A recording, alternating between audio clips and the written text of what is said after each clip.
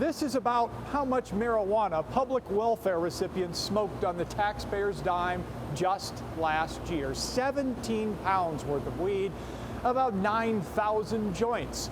Now, compared to what the rest of Colorado ingested, it's a small percentage, but it's still a source of incredible debate.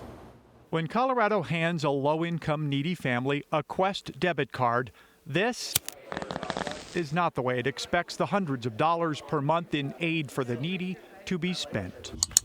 Using computer matching, FOX31 Denver traced 465 transactions totaling at least $32,275 in welfare cash pulled from ATMs inside Colorado marijuana stores during 2014.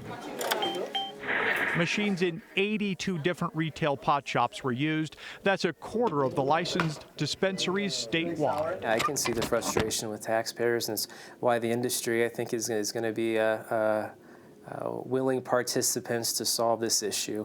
We're not interested in ripping off the taxpayers. FOX31 Denver visited dozens of marijuana retailers just to make certain the ATMs were dispensing money inside secure pot shops.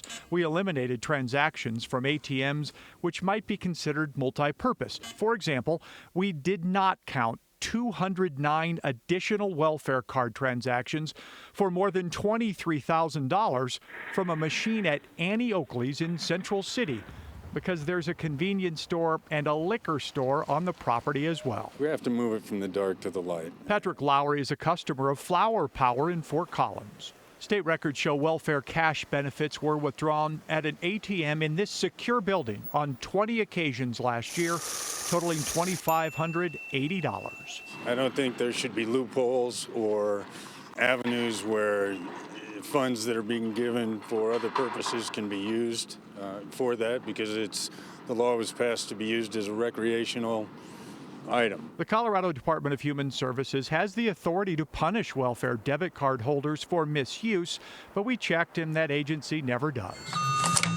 FOX31 Denver had no trouble identifying thousands of very specific questionable welfare ATM cash transactions at not only pot shops, but liquor stores, casinos, and strip clubs. When we asked Human Services if any welfare recipient had their privileges suspended, we received an email that simply said none has been revoked. The reality is any abuse of the tax dollar to be used against something that is less than the up and up when it comes to activities is concerning. Colorado's Republican state lawmakers last year tried to ban welfare for weed cash ATM transactions, but were blocked by Democrats.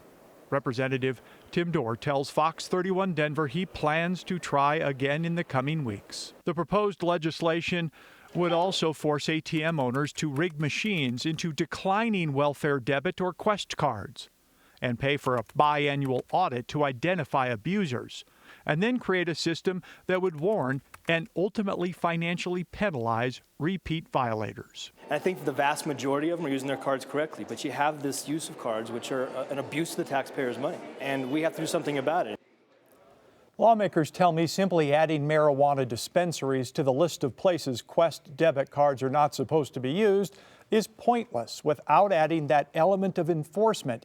Now, our data proves that. The word liquor appeared in nearly 2,000 welfare card cash transactions last year, despite the fact liquor stores are already on the banned list. And, we started talking about this months ago, and I think people thought that something would get done after that first report. It hasn't on the state level. Any chance the feds are going to step in and do something? Congress sent a letter to our state lawmakers that said, fix this or we're going to start pulling big money from federal grants.